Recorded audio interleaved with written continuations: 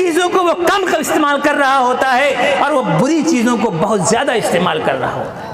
اگر اس کے پاس بِاسْمِ ربک کی تعلیم ہوتی، اگر اس کے پاس اللہ کے نبی کی تعلیم ہوتی، تو ایسے ذریعے اپنے ٹیکنالوجی میں رکھ دیتے کہ گندی چیزیں انسانوں کے پاس پہنچتی ہی نہیں۔ اے لوگوں، اے مسلمانوں، تمہاری ذمہ داری ہے کہ اپنے آپ کو آگے لاؤ، اپنے بچوں کو تعلیم کے میدان میں آگے بڑھاؤ، اور اس بند پر ایک ایسا باندھ مانو کہ پھر کوئی بھی انسان اگر انسانیت کے نفع بخش ہے تو انسانیت کا وہ استحصال نہ کرے، انسانیت کا وہ استحصال نہ کرے۔ اور یہ تبھی ہوگا جب آپ اپنی صلاحیتوں کو، اپنی خابیدہ صلاحیتوں کو انسانوں کے نفع کے لیے استعمال کریں گے، اخرجت للناس کو زمین پر اتاریں گے۔ اگر آپ نے اخرجت للناس کو زمین پر نہیں اتارا تو میرے دوستو آپ ناکام ہیں۔ آج ہمارے ملک میں کتنے سارے مسائل ہیں، مشکلات ہیں، ہر انسان پریشان ہے۔ آپ کی ذمہ داری یہ ہے کہ آپ درد کا مداوا بن جائیں۔ اگر آپ کے پڑوس میں ایک غریب بھوکا مر رہا ہے، اگر آپ کے پڑوس میں ایک غریب ہے اور وہ غیر مسلم ہے، وہ ہندو ہے، وہ اسلام کا ماننے والا نہیں ہے، لیکن آپ دیکھ رہے ہیں کہ وہ انسان بھوکا ہے، تو آپ کی ذمہ داری یہ ہے کہ آپ اس کے لیے نفع بخش بن جائیں، اخرجت للناس کو زمین پر اتار دیں۔ اگر آپ ایسا کر دیں گے تو آپ کی اہمیت دنیا تسلیم کرے گی۔ اور میرے دوستو، استاد محترم، ہمارے استاد محترم فرمایا کرتے تھے کہ یہ قوم جس کے سامنے ہم ہیں، اللہ تبارک و تعالیٰ نے ہمیں ہندوستان کا باشندہ بنایا ہے، یہ قوم انسانوں کو پوجا کرتی ہے۔ اگر ان کے پاس آپ اپنی اہمیت کو لازم کر دیں گے، اپنی نفع بخشی کو لازم کر دیں گے، تو یہی قوم آپ کو پوجے گی۔ خواجہ معین الدین چشتی رحمت اللہ علیہ کے بارے میں آتا ہے کہ ہزاروں لوگوں نے اس کے ہاتھ میں اسلام قبول کیا۔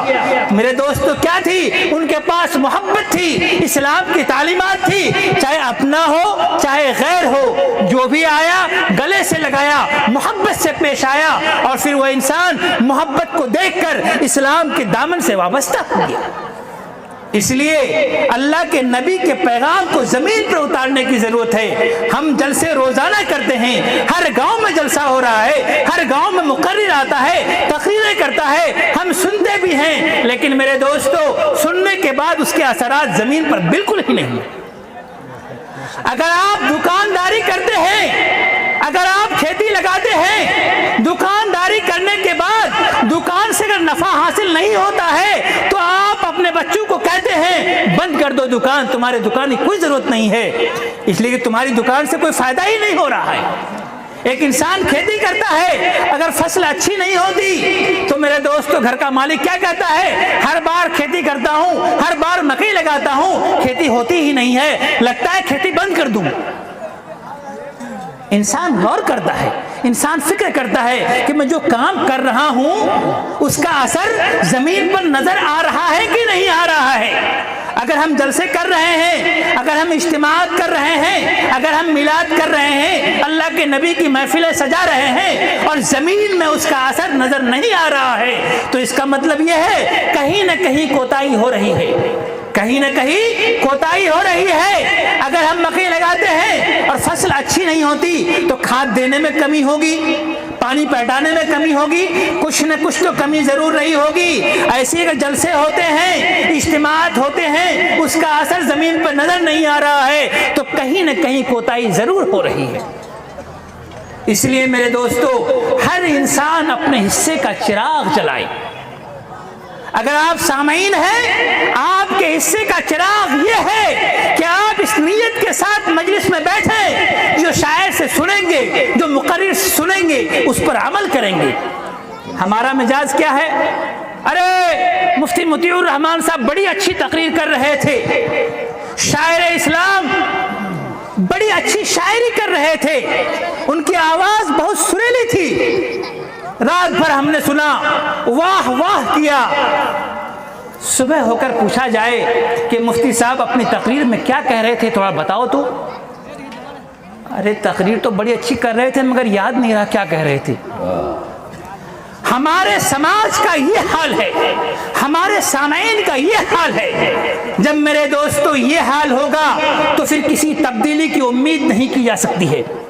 افسوس کا مقام یہ ہے کہ ہمارے درمیان سے بڑے بڑے اکابر علماء کرام جو ہماری رہنمائی کیا کرتے تھے وہ اٹھتے جا رہے ہیں۔ لاک ڈاؤن کے زمانے میں بڑے بڑے اکابر، دیوبند کے اکابر، مظاہر کے اکابر، ندوے کے اکابر اس دنیا کو چھوڑ کر چلے گئے۔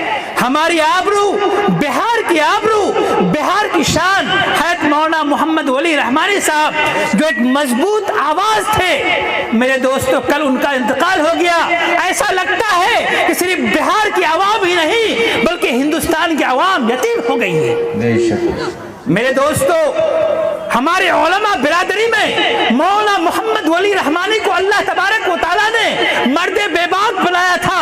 آپ کو یہ بات معلوم ہونی چاہیے، ان کا میں جملہ سنا رہا ہوں۔ جب ہندوستان میں بابری مسجد کا فیصلہ آیا تو مولانا محمد ولی رحمانی نے مسلم پرسنل لا بورڈ کے تحت ایک پریس کانفرنس کیا اور اس میں یہ اعلان کیا کہ کوئی بھی سرکار یہ بات بھول جائے کہ مسلمان اپنی مسجدوں کو بھلا بیٹھتا ہے، مسلمان اپنی مسجدوں کو بھلا بیٹھتا ہے۔ اگر وہ بھلا دیتا ہے، اگر سرکار اس بات کو بھلا دیتی ہے تو انہیں ترکی کی مثال یاد رکھنی چاہیے کہ حیا صوفیہ کو پھر سے مسلمانوں نے مسجد میں تبدیل کر دیا، اور یہ دنیا کی طاقت، یہ دنیا کی چیزیں الٹ پھیر ہوتی رہتی ہیں۔ آج اگر گرمی ہے، کچھ دنوں کے بعد ٹھنڈی آئے گی، پھر اس کے بعد برسات کا موسم آئے گا۔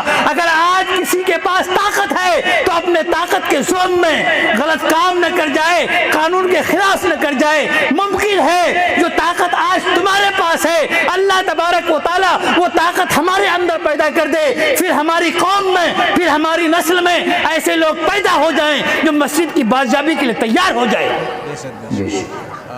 میرے دوستو یہ میرے جملے نہیں ہیں، مولانا محمد ولی رحمانی کے جملے ہیں۔ ایک جری انسان تھے، ایک جری انسان تھے۔ کانگریس کے زمانے میں مدرسہ بورڈ کا قیام کا اعلان کیا، کپل سبل اس کی سربراہی کر رہے تھے۔ مدرسہ بورڈ کا جب اعلان مولانا ولی رحمانی کے سامنے آیا تو انہیں پڑھا اور پڑھ کر کے ایک جنگ چھیڑ دیا، ایک جنگ چھیڑ دیا کہ ہم کسی بھی قیمت پر اپنے مدارس کو مدرسہ بورڈ سے ملحق نہیں کریں گے، اس لیے کہ اسے پتا تھا کہ آج ہم نے اپنے آپ کو ملحق کر لیا، جو تعلیمی منہج ہم رکھتے ہیں، جو تعلیمی طریقہ ہمارے اسلاف نے ہمیں دیا ہے وہ ہم سے چھین لیا جائے گا۔ اور وقت نے یہ ثابت کر دیا کہ مولانا محمد ولی رحمانی بالکل درست تھے۔ اور میرے دوستو ابھی تازہ حالات کا آپ کو علم ہے، چند سال پہلے طلاق کا معاملہ آیا، طلاق پر بین لگایا گیا۔ مولانا ولی رحمانی صاحب نے پٹنہ میں بہار کے تمام مسلمانوں کو بلایا، گاندھی میدان کو بھر دیا، گاندھی میدان کو بھر دیا، اور دنیا نے یہ مانا کہ بہار کے مسلمانوں کا کوئی اگر امیر ہے تو وہ مولانا محمد ولی رحمانی ہے۔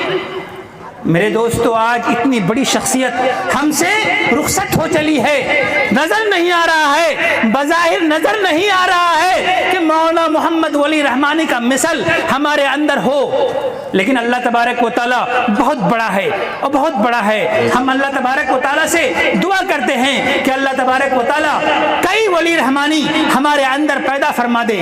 ہم نے مانا، آپ نے مانا، تب وہ امیر شریعت بنے۔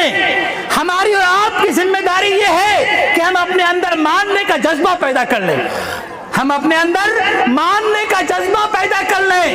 اگر ہم ماننے کا جذبہ پیدا کر لیں گے تو میرے دوستو اسی اسٹیج کے علماء کرام کل کے ولی رحمانی ہوں گے، کل کے ولی رحمانی ہوں گے۔ لیکن ہم نے مانا نہیں، ہم نے تسلیم نہیں کیا تو میرے دوستو بڑی بڑی صلاحیتیں ضائع ہو جائیں گی۔ ہمارے علاقے کی بڑی بڑی صلاحیتیں، بڑے بڑے علماء کرام، بڑے بڑے مفکرین، بڑے بڑے مفتیان کرام ضائع ہو گئے صرف اس لیے کہ ہم نے تسلیم نہیں کیا، ہم نے تسلیم نہیں کیا۔